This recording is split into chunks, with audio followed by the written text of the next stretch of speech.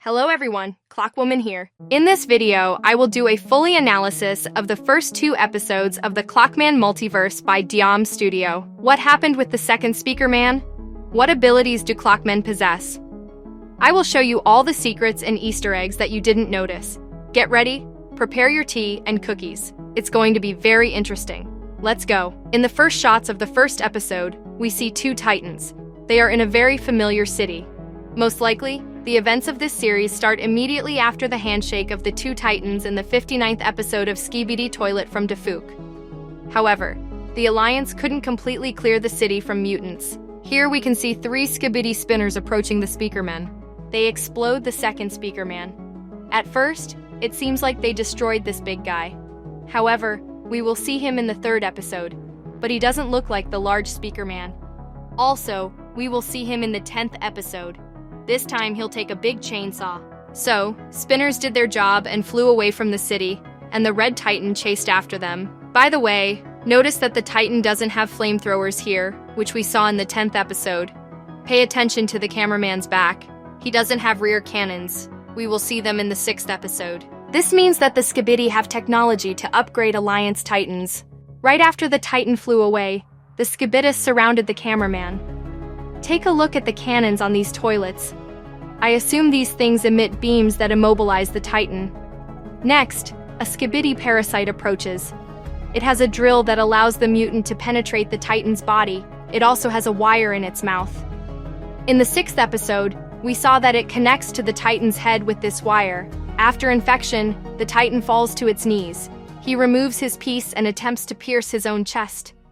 I think he was aiming in the core. He tried to disable itself by destroying the core so that the toilets couldn't take over its mind. But the cameraman missed, and the infection was successful. The Skibidis did what they wanted.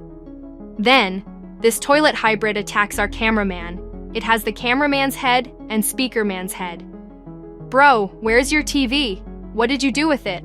By the way, do you hear that sound? And his name is John C. Clockmen come to the aid of our POV. Take a look at this gentleman. It seems he's their leader. He gives the wristwatches to the operator. These watches save the owner from being frozen in time by this guy. Have you noticed that all the Clockmen's watches show the same time? However, the clock on the tower shows a different time. What do you think that means? After the big clock guy stops time, the camera zooms out. And here, we see something funny, or rather, don't see, haha. Apparently, our POV is invisible. Alliance soldiers have started leaving Christmas gifts for the Skibidi. This man received especially a lot of gifts. This Clockman seems to like this guy. When all the surprises were hidden, time unfreezes, and there is an epic Skibidi boom. And this guy is clearly satisfied with what happened. That's how the first episode ends. And we continue. The 2nd episode begins in the same city. We see how the toilets have surrounded the Alliance. By the way, have you ever wondered how Clockmen even appeared here? As far as I understand, they can't teleport. But in the first episode, they appeared as if out of nowhere. I think the TV men helped them. But where the hell did they hide? Also, in the previous episode, we saw this big guy. And now he's gone. Hello guys, where did you lost him? Give me back my camera, bro. Coming from behind, the toilet helicopter fires from his rocket launcher. But large Clockmen freeze time once again. As we can see, he can't stop time an unlimited number of times. For now, the resistance has only 10 seconds. In the previous episode, time froze for 26 seconds, and for the 3rd time, time no longer stops. After the 2nd freeze, the big buddy positions the Skibidi helicopter in front of its own rocket. How do you like that, Skibidi toilet? Look at these cameramen who don't have watches. Now they can't move either. After a few seconds, our guys are rescued by a helicopter. Back at their base, our guys spend their time well. These 2 decided to have a dance battle. And in this shot, we see Longhead Clockman reading a book titled Houseplants. And it yielded results. With his time power, he can influence flowers and bring them back to life. Maybe we'll see him use his power on someone else in the future.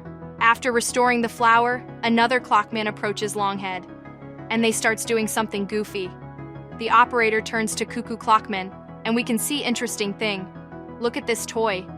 It's a reference to the Beauty and the Beast movie. This character is named Cogsworth. It's so cute. I'm very glad that Dom Studio added him to this universe. And also we can see strange watches on the clockman's hand. Could it be that he can't resist time freeze, and he needs this device to avoid being frozen? But I don't see clock hands here. Quite strange. Or maybe it's something else. What do you think? In the next scene, we see a computer next to which the clockman leader is standing. It seems he is sending a message, and then a message in Morse code appears on the screen. I decoded this message, and here's what it says. Need Titan. There's also a sign on this computer that says future, and a transistor is drawn. It's interesting to wonder what it means. Is it a computer model or message to the future? I think we'll find out soon. Here we hear the ringing of clocks. Turning around, we see how the clock guy points to the door, and his clock head is ringing. As will be shown later, mutants have attacked the Clockman base, and perhaps this device on this guy's hand can detect approaching danger. Thanks to this gadget, he sensed that a little surprise awaited them behind the door. All these guys go outside and see that they are surrounded. Many toilets are standing in front of us. Let's take a closer look at the most interesting ones. Let's start with this big boy. He has 2 hands with circular saws as well as 2 huge rockets. I think these are indeed rockets, not jetpacks. Next to him stands some inferior toilet. Man, where's your cistern cap? This poor guy even lost his toilet seat. Moving on. Remember this Skibidi skeleton? I think it's the same mutant we saw in the 55th episode of Skibidi Toilet by Defook. He also has barrels of acid. And here stands a mutant with a saw. In fact, there are 2 of them. Here's another one. We've already seen one like this in the 10th episode of Clockman Multiverse. Be sure to check out that analysis. I think that with the cameras on these mutants' heads, the Skibidi leadership can monitor what's happening. Then we see how the cameraman is looking somewhere in the sky, and this episode ends. I wonder what he saw up there. We'll find out in the next video. Don't miss the upcoming episodes. By the way, did you notice these wooden figurines?